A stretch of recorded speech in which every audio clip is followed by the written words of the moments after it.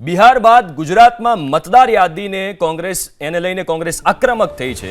ગુજરાતમાં લાખો ભૂતિયા મતદારો હોવાનો કોંગ્રેસનો આરોપ છે।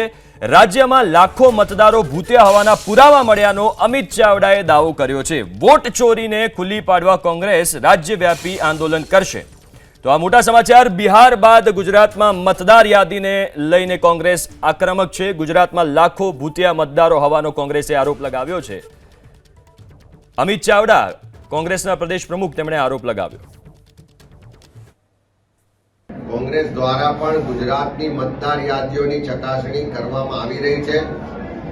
પ્રાથમિક ચકાસણીમાં લાખો મતદારો ખોટા હોવાના, ડુપ્લિકેટ હોવાના, બોગસ અને સાથે સાથે ભૂતિયા હોવાના દાખલા સામે આવ્યા છે।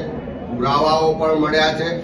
થોડા દિવસમાં એને પણ ખુલ્લું પાડવામાં આવશે અને સાથે સાથે આખા ગુજરાતમાં એક એક ઘેર જઈ અને કોંગ્રેસનો કાર્યકર મતદારોને મળવાનો છે।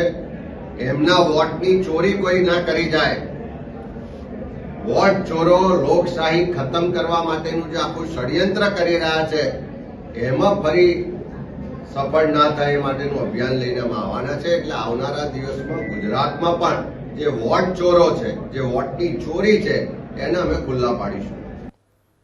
તો જેમ તમે સાંભળ્યું, અમિત ચાવડા કહી રહ્યા છે કે આવનારા દિવસોમાં ગુજરાતમાં જે વોટ ચોરો છે એમને કોંગ્રેસ ખુલ્લા પાડશે। સાથે એમણે એવો પણ દાવો કર્યો કે રાજ્યમાં લાખો મતદારો ભૂતિયા છે। વોટ ચોરીને ખુલ્લી પાડવા કોંગ્રેસ રાજ્યવ્યાપી આંદોલન કરશે। આ વાત કરી છે કોંગ્રેસના પ્રદેશ પ્રમુખ અમિત ચાવડાએ। આની પહેલા બિહારમાં રાહુલ ગાંધીએ તમામ વિગતો આપી હતી વોટ ચોરીને લઈને પ્રેસ કોન્ફરન્સ કરીને। હવે અમિત ચાવડાએ ગુજરાતમાં વોટ ચોરી થતી હોવાનો દાવો કર્યો। કોંગ્રેસના આરોપો પર ભાજપે આપ્યો જવાબ। ભાજપે કોંગ્રેસના આરોપોને ગણાવ્યા પાયાવિહોણા।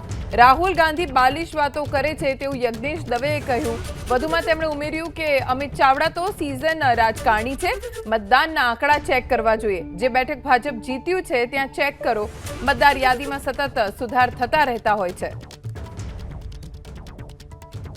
અમિત ચાવડા જો એવું કહેતા હોય કે ડબલ મતદારો છે કે બે મતદારો છે, પણ બે મતદારો હોવા અને બે વખત મતદાન થવું એ બંનેમાં ઘણો મોટો ફરક છે। ઘણી વખત કોઈ વ્યક્તિએ પોતાનું નામ રદ ન કરાવ્યું હોય અને બીજી જગ્યાએ દાખલ કરાવી દીધું હોય, એનું મકાન બદલાયું હોય તો, પણ એ વ્યક્તિ મતદાન તો એક જ વખત કરી શકે છે।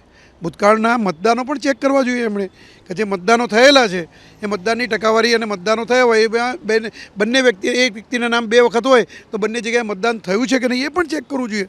પૂરેપૂરો ટેકનિકલ પુરાવો ચેક કર્યા બાદ આક્ષેપ કરાય ચૂંટણી પંચ પર, એ એમને ભાન હોવું જોઈએ। બરાબર છે, રાહુલ ગાંધીને તો નથી, કારણ કે બાલિશ વાતો કરવા માટે ટેવાયેલા છે, પરંતુ અમિત ચાવડા તો એક સિઝન રાજકારણી છે। એમણે આ પ્રમાણેની જે વાતો છે કે આ પ્રમાણેની આક્ષેપો છે એનાથી દૂર રહેવું।